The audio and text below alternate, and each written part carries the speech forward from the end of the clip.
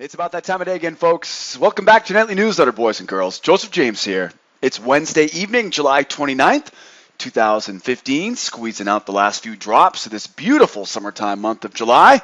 Hope you guys and gals had a great Fed day, inventory day, plenty of tradable opportunities across the board on all of our markets today. And we have a jam-packed newsletter with plenty of opportunities waiting for you tomorrow. If you miss them today, there's plenty more where that came from tomorrow. Before we jump into our nightly newsletter tonight, I do want to remind you I teach all of the information we're going to be talking about tonight to all of our students here at schooloftrade.com. You can grab a free trial right on the blog here at sidewaysmarkets.com on the right-hand side, and we always have someone standing by to answer any questions you may have about joining as a member. Also, speaking of the trading blog, I want to encourage you to navigate over to sidewaysmarkets.com to watch this newsletter video because of three specific reasons. First of all, you can download all of the charts I'm going to use tonight in the video right below this YouTube video on the blog. So if you're watching this video on our YouTube page right now, wonderful. There's a lot of great trading videos on our YouTube channel, but in the description of that video, you'll see a link that takes you over here to the blog. Download those charts right below the blog tonight. Also, you can grab a free pass. If you're not a member of School of Trade and you'd like to grab a free pass, come out and test drive our live trade room as a guest. You can grab that free pass in the upper left-hand corner. And last but not least here, we have a nightly newsletter mailing list. That way you never have to worry about missing another newsletter ever again. All I need is your name and your email address, and I'll shoot you an email every evening so you know the newsletter is ready to go. So don't forget, guys, join our free trial on the right-hand side. Contact us if you have any questions here. Grab your free pass, upper left-hand corner, to test drive our live trade room. And, of course, register for our nightly newsletter mailing list. Now, guys, heads up here. This will be my last newsletter here until I come back from vacation. I'll be gone on vacation until returning back on the 10th of August. So last newsletter for me here for the month of July. We've had a fantastic month of July. I'll be taking next week off, and tomorrow I've got to stick to packing up the bags and getting ready to go out of town. Hoping you guys have a great week next week. So again, the next newsletter after tonight's newsletter will be August 10th. So I'll be off all next week, and really all I'm missing is tomorrow night's newsletter. All right, guys? So last one here for me until August 10th, and then that's it for me until the end of the year. I'll be hanging out with you guys here until 2016. So they do let me out of my cage every once in a while here at School of Trade headquarters in Los Angeles. So again, tonight, the last newsletter here of the month of July. Next time we see each other on the nightly newsletter will be on Monday evening, August 10th. Let's jump right in here, guys. Let's start out with the GC. Easy money today on gold. I'll tell you, this is one of the easiest ways to trade. Last night's newsletter we talked about couple things here, really two big components to this gold market right now. First one here is we've got a bear channel. We've got a definite heavy feeling to this market. It's a bearish market. We're expecting this market to rotate off those highs right now. If you're trading gold right now, the first big clue we get is this channel, and we know we're trying to find our way lower here right now. And as we go lower, the second big clue we see is this trading range. And you can see I've drawn in some trend lines here to illustrate. We have a price wedge, a triangle, we have consolidation. You could also look at this as a trading range going sideways. It really doesn't matter to me how you look at it, but bottom line though right now is we are bearish and we are trading sideways. When you combine that together, we know the easy money here is going to come selling at resistance, selling at the high. Now, you should also be able to get something out of this at the lows. Just be aware, though, if you're going to buy those lows here right now, make sure you use a tight stop, quick first target, remove the risk, because you know one of these moves out is going to fail. So again, bearish market on gold. Short-term movement, though, is going sideways. And so what does that mean? Like I said last night, fade those breakouts. The word of the day tomorrow is going to be fade. That means as we go higher, I'm looking for reversal patterns. I'm looking for failure patterns. One of the easiest ways to do it is to see the price go up, let the buyers try, and when they fail, we sell it right back down in. If you don't want to take the reversal or the failure, just wait for it to start coming back down and then find those wave patterns and sell right back down in. Again, the only thing I want to caution you on is if you try to buy the lows right now. You see, we did get both sides in today's session today. So both of them were successful for you.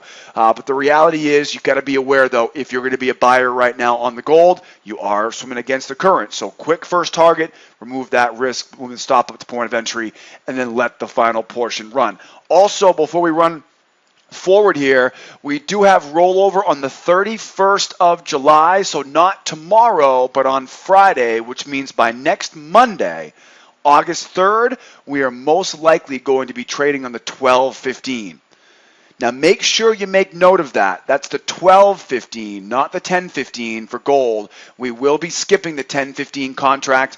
You can learn more about gold contract specifications either on our trading blog at Sideways Markets, or you can go right to the CME Group webpage and they'll give you all the definitions. Bottom line is, every 72 months, we skip the 10th month of the year, yada, yada, yada. This is one of those months. So we'll be skipping the 10.15 contract and jumping right to the 12.15. That will be on, again, estimated rollover is the 31st. That's Friday. We usually don't roll on the rollover date. We usually roll the day after. So the following Monday, which I believe is August 3rd, is when you want to be keeping an eye on it. Remember, it's volume that tells us to roll forward, right? It's volume that tells us to roll forward. So keep an eye on the volume, and as soon as you see that volume skip to the 12.15 contract, that's when you know it's time to roll over. Probably going to be next Monday, might be on Friday. Keep an eye on it, though. We'll be doing the same thing here in our trade room here at School of Trade. Trade room opens up tomorrow morning at 8 a.m. Eastern Time.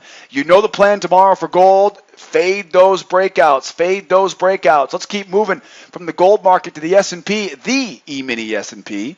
We are trading the 9.15 contract of the ES. This is the 12JJ anchor chart, as you can see here on the screen. The E-mini S&P is bullish with a spike and channel pattern, which means we'll be looking for a deep correction for the best buying opportunities tomorrow, and sellers will be looking for short-term buyer failures to sell into that correction. If you follow the bouncing ball here, you'll notice we had a bear channel coming down, and we knew this might be the case today. We had the FOMC report today, and it's pretty much a dovish report. Dovish meaning lower interest rates expected. So ultimately, we continue to kick the can down the road. They're still telling us data dependency. They're still leaving the door open for September.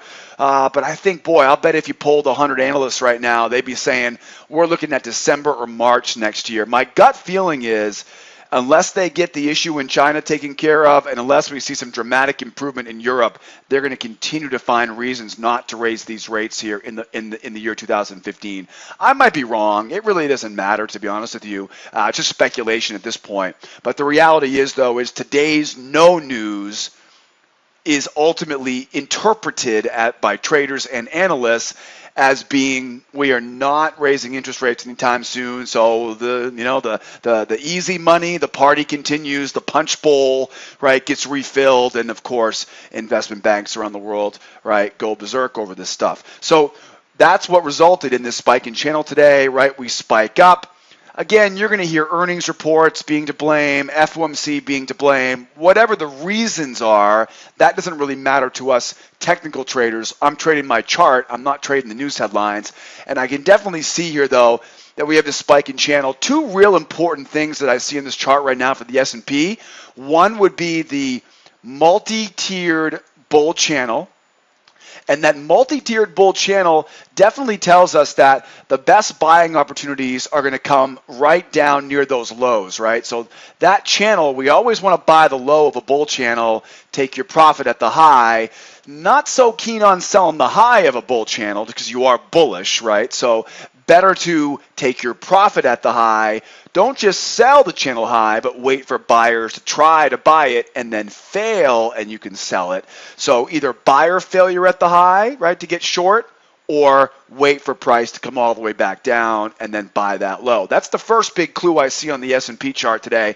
The second big clue I see is this spiking channel. And the spiking channel, I think, is going to give us the most tradable opportunities in tomorrow's session. Now, if you've watched my newsletter from time to time here, I hope consistently, obviously, if you've watched my newsletter, you probably have heard me talk about these spiking channels before. And we know that spiking channel patterns are strength patterns, right? You get that spike up, and then you've got this, what I call a lazy channel. And that's really, there are ultimately three big components to a spiking channel. The first one is the spike. And the spike usually happens so dramatically that it almost fools you a little bit into thinking there's something else out there, or big pops, big drops, right? And so traders oftentimes get in trouble trying to short it, when in all reality, it's a strength move, and we need to go with that strength. The first clue, the first piece of a spiking channel is the spike. The second piece of that channel, as you can imagine, is the actual channel itself. And this is a lazy channel, right? I call it the lazy channel. And the reason why it's so lazy is because what drove this price higher, and you're probably going to finish my sentence here, right? Remember the poker table, all the chips in the middle, right? The buyers are fully committed now. Remember, to get this market to spike higher, this doesn't just happen because of magic. This happens because buyers engaged in that market. So typically what happens is that channel is lazy because, well, the buyers who are already in, they're shooting blanks now, right? They're out of bullets left. There really aren't that many more buyers until we attract more buyers with lower prices, and that's going to be our third portion. The third piece of this spiking channel is the correction, and it's usually a pretty deep correction. Usually the correction is going to occur somewhere below a critical level of support, a critical moving average, because what makes this deep correction so tricky is that it's going to make you think, ooh, big pops, big drops. We're coming all the way back down, right? So what's going to happen is sellers will try to sell the first retracement, and when they fail, the buyers who took their profit are now going to enter back in here on the buyer failure. So what we do is we take out the old measurement tool here. We go A to B, C to D, and I'm sure you can finish the rest of that, and that's going to be your ultimate target here. So where are we right now? Right now, in this whole little illustration here, is we are right around here right now, right? We're right around there. In fact, we're really not that late into that spiking channel, okay? So the first thing we need to remember is that we do have a spiking channel here in play, which means you're going to get some buying opportunities down at the low of this lazy channel. That's the first thing you want to remember. Okay, you can relatively aggressively buy this. I always like to look for seller failure in spiking channels, because there's always a couple of sellers in here that just can't resist. They keep trying to call a top, and every time they fail, it's an easy way to buy that channel low. So look for sellers to try and fail at the low of that channel. Also, another thing you want to remember for this spiking channel is to be very careful trying to sell that first break below the moving average, right? Below levels of support. It's usually a trap. It's not always, but it's usually a trap. The probability is much higher for those sellers to fail, giving you a chance to buy this thing, and it goes right back to those highs again. Okay, take a quick profit off at that range high again, and then again, A, B, C, D on the way up. So now we go back to our chart here again, and now you can kind of see how this may all play out here. Obviously, I'm going to put my pants on 2 legs at a time, just like you guys are. I'm going to come in tomorrow morning, open up my trade room, look at this chart, see where we are, and then go from there. But what we can look at right now is, and again, trade room opens up tomorrow morning at 8 a.m. You're more than welcome to come out and join me here, and we'll trade this together. Bottom line is, I'm looking at the low of this bull channel. That's really where you'd be looking for that deep correction, right? So definitely buyers, you guys really want to keep an eye out here at the low of that channel. And boy, oh boy, would it be nice to come right back and test that short-term trading range high, right, before giving us another shot here. Also, you've got your short-term spike in channel, and this is where it's going to be a little bit tough because you can see here we got plenty of resistance waiting for us overhead here. But this is where you have to be a little bit aggressive here, buying that spike in channel. Like I said, I'm always a little bit more conservative than that.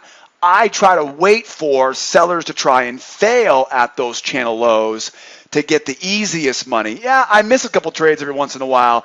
I just have a hard time being really aggressive on stuff, just my personality. So I like to wait for seller failure at the bottom of that spike in channel. That way I can buy into those stop losses. And what it does is it protects me against one of them being the actual correction. Because what you're going to get here is you're going to get the spike up, the channel. One of these is going to correct, and then that retracement will fail, right, and we'll find our way back up to those range highs. So really right now, if you're going to be a buyer, I think the name of the game right now is seller failure. You're going to get a lot of traders out there that are going to call the top right now. They're going to try to fade this thing. And, they might be successful, but the highest probability trade when you see a situation like this is to wait for those sellers to try to take it lower, wait for them to fail, and then buy right into those stop losses. I'm telling you right now, spike and channel patterns are challenging for new traders because they make you think it's going to fail. For whatever reason, well, it's not really for whatever reason. The reason why spike and channel patterns are so tricky for new traders is because of that lazy channel. And that lazy channel is all because the majority of the buyers have already engaged. They've already got long. So the only way to get this price to go higher is if there's something else that comes out tomorrow, right? Some other unexpected news report. We do have GDP tomorrow morning at 8:30, so maybe we'll get a catalyst off that. But reality is the highest probability, right? I can't predict tomorrow, just like you can't. But I do know where the highest probability trades are going to be. And right now in this S&P, it's going to be after a deep correction, sellers try and fail, and buy it right back up. And then, of course, you got targets waiting for you overhead at these resistance areas overhead. I wouldn't even blink. I won't even blink if we're testing those range expansion highs back again by the end of this week. I won't be surprised at all. I won't be surprised at all. I think a lot of traders are going to be thinking exactly like I am right now when it comes to the FOMC announcement today. Well, like I said, there's no reason right now for the Fed to raise rates, at least in my opinion. But, Yellen doesn't call me, well, at least not to talk about the FOMC stuff. She doesn't. Let's keep moving. Let's keep going to crude. Go from the S&P to the black gold, the crude oil futures. Boy, oh boy, nice little run up here on crude. No surprise there. Like I said, my exact words last night were, I wouldn't be surprised at all if we come back tomorrow and we're trading right up around 49.5. That's exactly what I said last night. So there's no doubt about it. We got the run off this what should have been a bullish report, right? They were expecting a zero number from inventories today. Today was inventory day, by the way, in case you weren't here yesterday. Today was inventory day. They were expecting a goose egg, right? Literally, they had a zero projection for today's inventory report, and it came out, what, negative 4.2, right? That followed last night's API of negative 1.9. So there was no doubt about it that this drop a little bit lower today was just to get a refuel before they'll push higher here. So no doubt about it. In fact, the smart traders right now are saying, perfect. This puts me in a great spot right now to keep selling. It got me a better price to sell this sucker. So let's take a look at this right now. There's a couple components that you want to go over when you look at this chart right now. So first of all, crude oil is bullish after today's excessive, negative 4.2 compared to zero they were expecting. Excessive draw in the inventory report. But we know the trend is bearish in the long term, which means sellers will be looking for buyers to fail at support levels. Hint, hint. Big, big, big hint, right? To take it back down. And buyers should look for a deep correction after the channel overshoot. So really, if you're a buyer right now on crude, really difficult to be a buyer here until we get a little bit deeper correction. It's a little bit of the same thing as we saw on the S&P today. Couple things here. First thing, bear channel. In case you've been living on, well, even on Pluto, I'm sure, now that we know Pluto exists out there, we've seen a close-up of it, right? Unless you've been living under a rock for the past year and a half, right, crude oil is bearish right now. And we know the long-term trend is bearish. We've been saying this for a while. Every time price goes up, we've been looking for an excuse to sell it back down. Here we go. Price goes up, buyers try once, buyers try twice, sell it back down. So we are right in a position right now where we'll continue to look for buyers to try and fail for the best selling opportunities. Now, that's not to say, though, that these bulls aren't going to have some fun with this thing in the next 24 hours. We have a bull channel, second big thing here, and an overshoot. This overshoot, in my opinion, is one of the biggest. This is going to be the Achilles heel for these buyers. This is going to be the Achilles heel for these buyers. This is the biggest problem we have right now being a buyer. That overshoot. Now, when I see a channel overshoot, I think of it exactly like a spike in channel. It's ultimately the same thing. A channel overshoot and a spike in channel. These were both bullish, these two examples. And what happens is you get this spike up. Buyers are fully committed. They've got all their chips in the middle of the table, right? That analogy seems to work well. And so how do we buy more? One of two things has to happen. To get this price to keep going higher, we have to engage other time frame traders. What does that mean? That means more traders, new participants need to enter the market. So hourly traders bought it up. Daily and weekly traders now need to carry this thing higher, right? Because the hourly, the minute and the hourly chart traders are already in this move. How do they get back in? They're going to take their money out first and then buy it at a lower price. So that overshoot, just like a spike in channel, says strength. It also says expect there to be a deeper correction before making that next move higher. So in comes the third piece of this puzzle. We have the downward sloping trend, right? Bearish trend. We have the bull channel and the overshoot. Now we have the third piece, and now we're going to put it all back together. Let's play that game, what if price rises, what if price falls, and that'll help put together the third piece of this puzzle. You'll notice here I've got the A, B, C, D marked up right here. Okay, that's probably what ends up happening here going into tomorrow. We'll try to make a run back for it. There aren't going to be enough bullets left in the gun for the buyers, and we'll find our way digging into these channel lows here tomorrow before finding our way higher. That's also where sellers are going to be looking for those buyers to try and fail, and that's where sellers are going to come in and get their second shot. So, taking a look at this right now, we do expect price to make a deeper correction before attempting to go higher. If you're a buyer right now, really you're in a really difficult spot right now to be a buyer. Okay, you've got resistance at 48.97. I've got resistance zones overhead. Difficult spot to be a buyer. Really the only time I would recommend buying right now as price goes higher is if we happen to blow into that range and the sellers are unsuccessful taking it back down. So if you're looking to be a buyer right now on crude, I would wait a little bit. Either way, you're going to stay patient for the buyers right now. Wait for price to go up into the range, right? Clear out a little bit of this resistance, right? Clear out that 49 even area. And then the sellers, you know they're going to try, okay? And they'll probably be successful. But again, just like you, I can't predict tomorrow, but I can be ready for the highest probability opportunities, okay? That's what we do every day as traders. I'm not trying to predict. I'm just saying, show me where you want to go, and I'll trade the highest probability opportunities that I see on it. So, price goes higher, let it blow right through, seller failure, that's going to be your first opportunity to buy. Price moves higher, buyer failure, selling it down to that low. Second option, price goes lower. Buyers will enter. In fact, buyers, you really want to wait for that price to dig into that channel low. It's impossible for me to tell you exactly where that overcorrection is going to be.